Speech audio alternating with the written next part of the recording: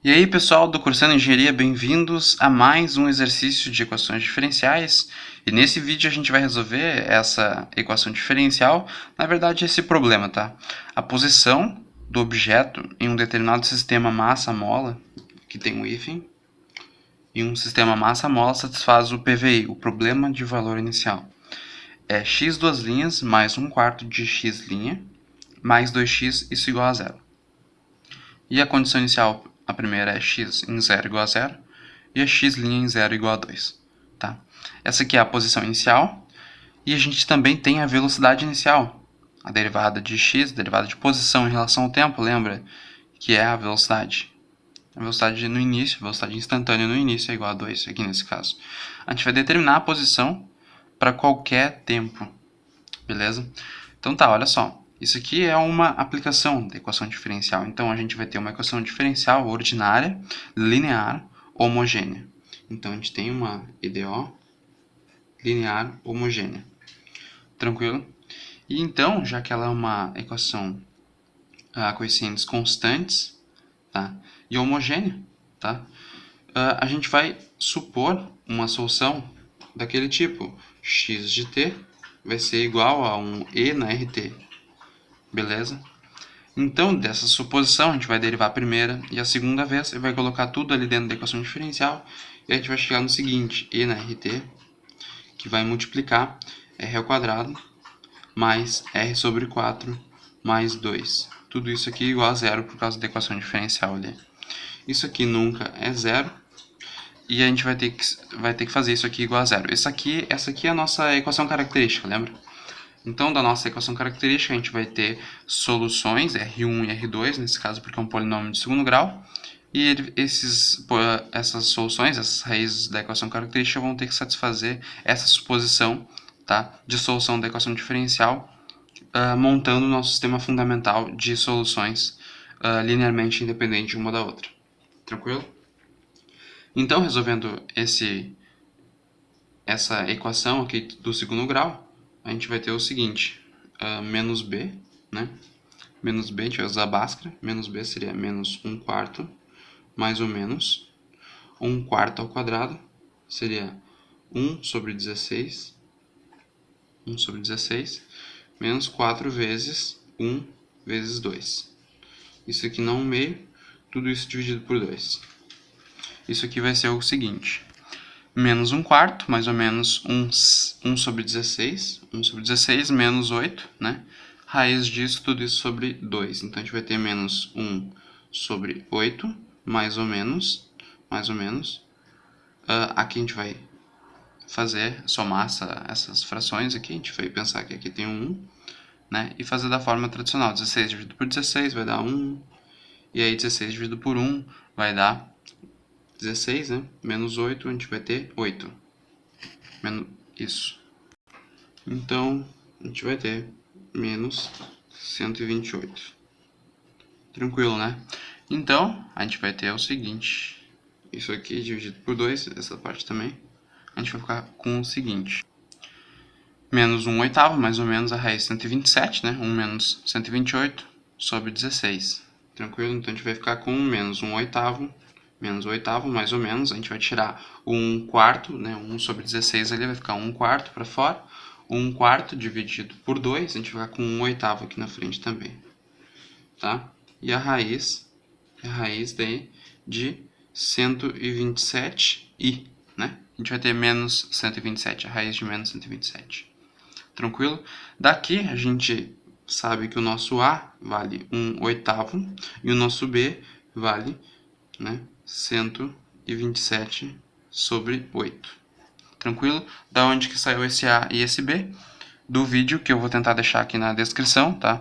Ou aqui no cartãozinho que tem aqui em cima, o vídeo onde eu falo sobre as raízes complexas, daí como a gente escreve nessa forma A e B, tendo as raízes da equação característica na forma complexa, tá? Beleza?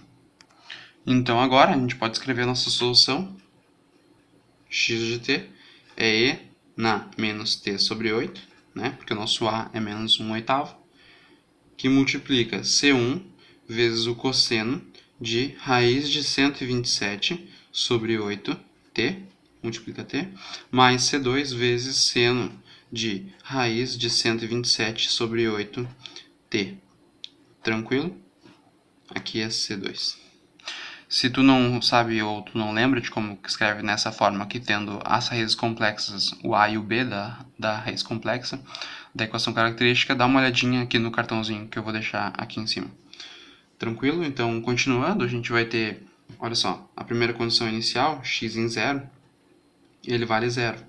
Quando t for igual a 0, a gente vai ter C1, só o C1, porque seno de 0 é igual a 0. Então, aqui vai ser 1, né? 1 vezes C1, a gente vai ter só C1. Então, a gente sabe que o C1 vale 0.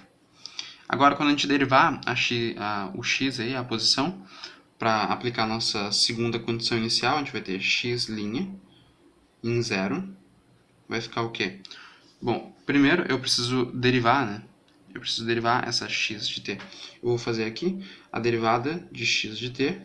Vai ser o seguinte. Bom, regra do produto. Eu vou derivar isso aqui, vai ficar menos 1/8 e na menos t sobre 8, que multiplica tudo isso aqui de dentro.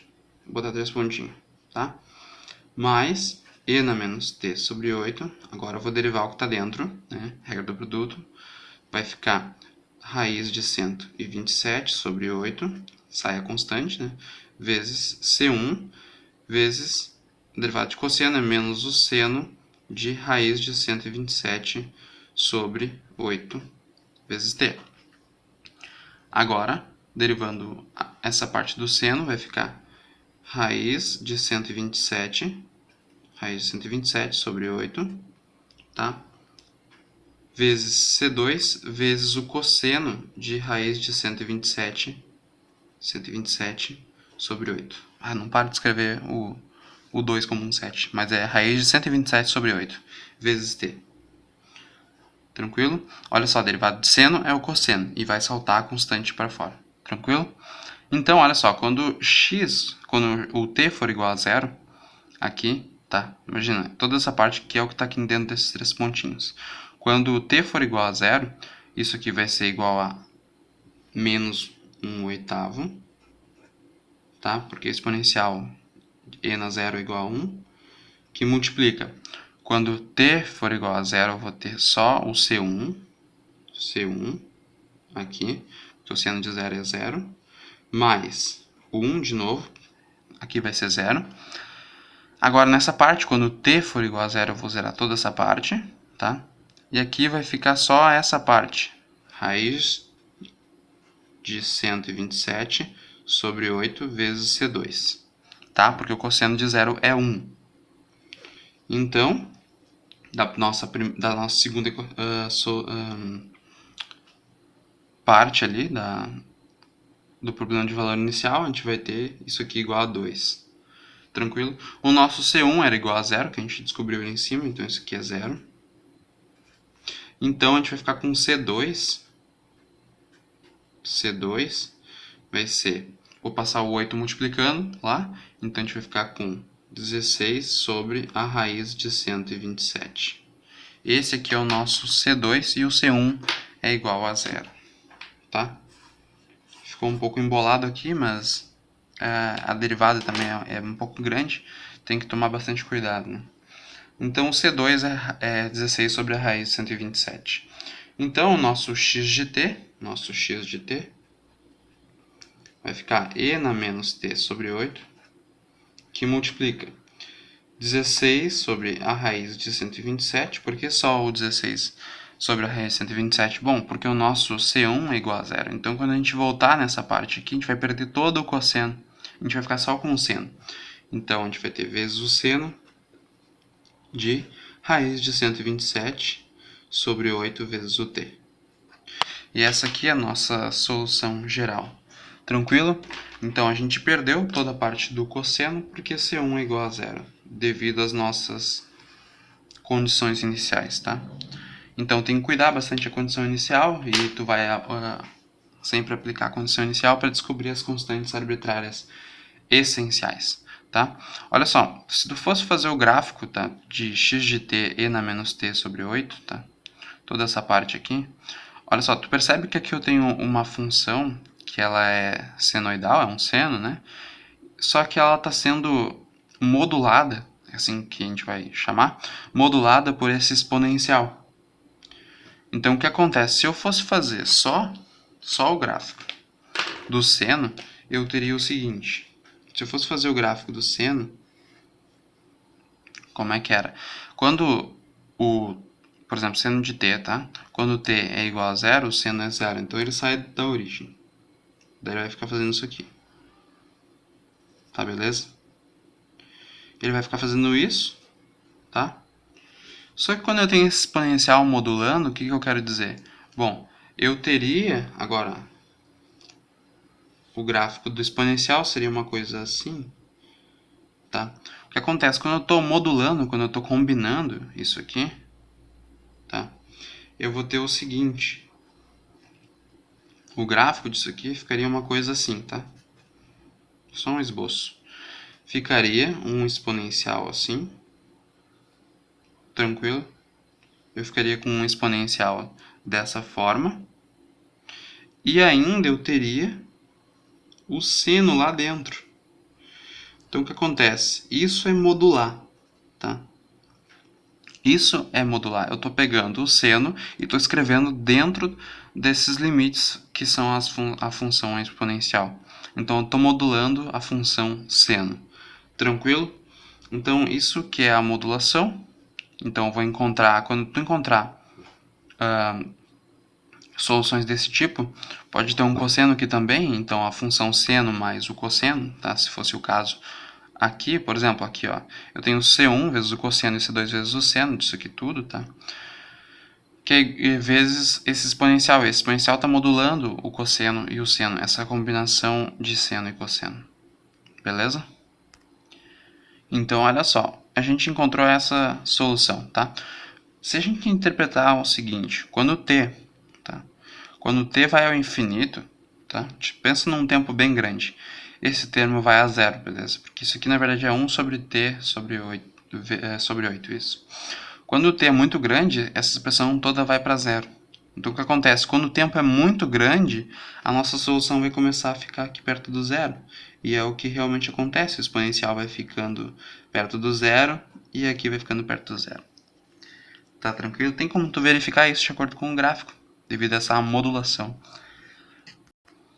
Então, olha só, a gente consegue verificar, né, de acordo com esse gráfico.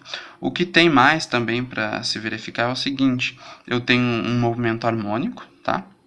Então imagina que eu tenho um sistema massa-mola lá que está balançando, de acordo com esse seno, só que devido a alguma coisa, ele está parando, ele vai parando, até que ele vira zero, depois de um tempo muito grande. Então eu tenho sei lá, uma força de atrito ou alguma coisa que está fazendo com que o movimento harmônico vá parando de acordo com essa função exponencial, que está modulando a função seno, que é o que dá o nosso movimento. Então a nossa solução para esse movimento desse cara aqui, desse sistema massa-mola, ele vai parando de acordo com o tempo, devido àquela função exponencial. Beleza? Então aqui a gente tem um movimento subamortecido livre, né? Então é isso aí, espero que vocês tenham gostado do vídeo. Então valeu, falou!